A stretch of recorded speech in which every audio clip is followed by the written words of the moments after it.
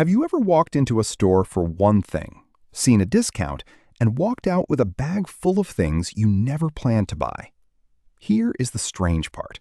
You can feel like you won because the receipt says you saved $30, while your bank account knows you just spent $70 more than intended. That is the discount trap. A discount can reduce the price of something you genuinely need, but it can also make an unnecessary purchase feel responsible. Today, we are going to break down exactly how that happens, why the strategy works, and how to tell the difference between a real saving and a very persuasive reason to spend. Let us start with a simple distinction. Saving money usually means keeping money you would otherwise have spent. A discount is only a lower price compared with another price. Those are not always the same thing. Imagine you plan to buy a $30 pair of shoes. The store offers 20% off, so you pay $24. If you were going to buy those shoes anyway, you saved $6 before tax. That is a straightforward discount. Now imagine you see a sign saying, spend $100 and get $20 off. You only came in for the shoes. To reach the threshold, you add socks, a jacket, and a water bottle. The receipt announces a $20 saving, but your total is $100 instead of $30. You did not save $70. You spent $70 more and received a discount on the larger purchase. The trick is not that the mathematics is false. The trick is that the store changes the question in your mind. Instead of asking, do I want to spend $100? You start asking, how can I avoid losing the $20 discount? That shift from evaluating the purchase to defending the discount is where the psychology begins. There are 5 common mechanisms behind the discount trap. The first is the reference price. A product may be displayed with a large original price crossed out and a smaller sale price beside it. Your brain does not judge the sale price in isolation. It compares the sale price with the first number it sees. If the original number is $100, $60 feels like a bargain, even before you decide whether the product is worth $60. This is called anchoring. The first number becomes a mental anchor. Once it is in place, the discounted number feels smaller than it might otherwise feel. The second mechanism is the spending threshold. $10 off orders over $50, free delivery above $75, a bonus gift when you spend $100. These offers create a finish line. If you're at $42, adding $12 of low priority items can feel smarter than paying the delivery fee or missing the reward. But the threshold does not ask whether the extra item creates $12 of value for you. It only asks whether it gets you closer to the reward. The third mechanism is bundling. A bundle combines several products and presents one combined price. Sometimes that is genuinely useful. A camera kit with a lens, battery, and case may be cheaper and more convenient than buying each item separately. But bundles can also hide the fact that you are paying for parts you would never choose on their own. When the items are packaged together, your brain evaluates the bundle as a single attractive deal, rather than evaluating every component separately. The fourth mechanism is urgency. Today only. Sale ends tonight. Only 3 left. Urgency compresses the time available for reflection. A normal question, such as, will I still want this next week, gets replaced by, what if I miss the deal? The product has not become more useful.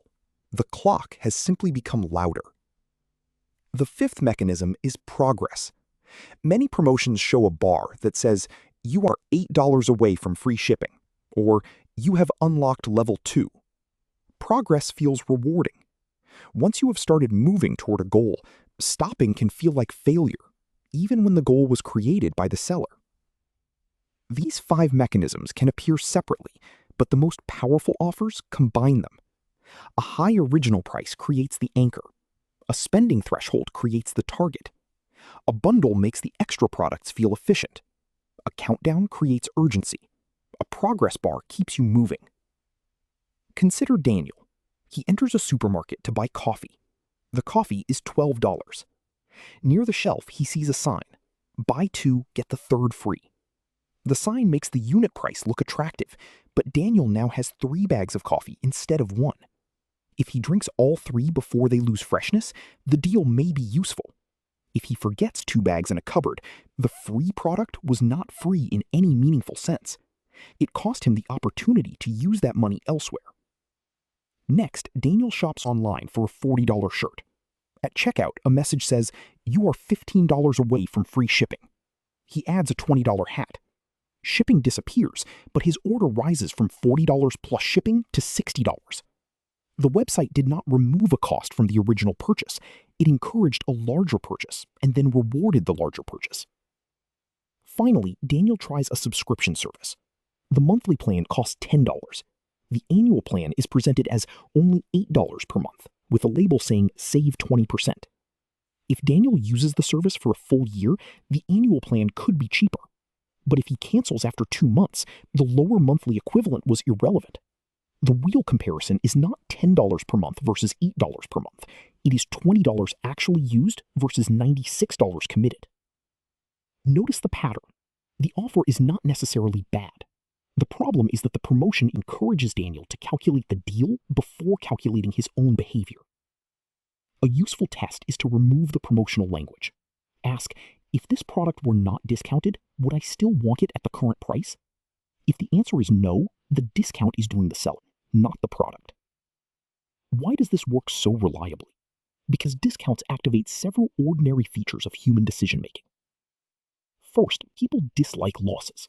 Missing a discount can feel like losing money, even though you never owned the discount. This is why "do not miss out" language is so effective. The promotion turns inaction into an imagined loss. Second, people like completing goals. A progress bar, a loyalty stamp, or a spending threshold gives the purchase a game-like structure. Once the brain sees progress, finishing feels satisfying. The seller has transformed spending into achievement. Third, people use Menti shortcuts. A green sale label is faster to process than a careful comparison of quality, durability, alternatives, and future use. In a busy environment, the shortcut wins. Fourth, discounts can protect our self-image. Buying a premium item might feel indulgent. Buying it on sale feels disciplined. The discount becomes a story we tell ourselves. I am not overspending. I am being smart. That story can be more persuasive than the product itself. There is also a powerful difference between percentage savings and absolute spending.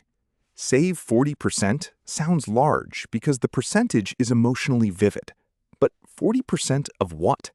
Saving 40% on a $10 item is $4. Spending $60 to save $4 is not a financial victory. Businesses understand this, so they often display the saving more prominently than the final total. The saving number creates excitement. The total creates commitment. Strong buyers reverse the order. They look at the final total first, then decide whether the utility justifies it. This is not an argument against every promotion. Promotions can help shoppers buy necessities at better prices. They can help a new business attract first customers. They can reward loyal customers. They can clear inventory. The key question is who is controlling the decision, your plan or the promotion? Here is a practical 4-question filter you can use before accepting a deal. Question 1. Was this already on my list? If the item was not planned, pause. Unplanned does not automatically mean bad, but it deserves a higher standard of proof. Question 2. What is the total amount leaving my account? Ignore the percentage saved until you know the final spend. Look at the cart total, including delivery, membership fees, and add-ons. Question 3. Would I buy this without the timer, the crossed-out price, or the free shipping message? Remove the emotional decoration. If the answer changes, the promotion is influencing you more than the product is. Question 4. How soon and how often will I use it? Divide the price by realistic use. A $50 item used 50 times may be $1 per use. A $50 item used once is still $50, no matter how dramatic the sale tag looks. You can also create a personal rule for thresholds. For example, never add an item solely to qualify for free shipping unless the added item was already on your list or costs less than the shipping you would otherwise pay. Another rule is to wait 24 hours on any today-only purchase that is not essential. Urgency is less powerful after sleep. For bundles, separate the pieces. Write down what each item is worth to you, not what the store claims it is worth.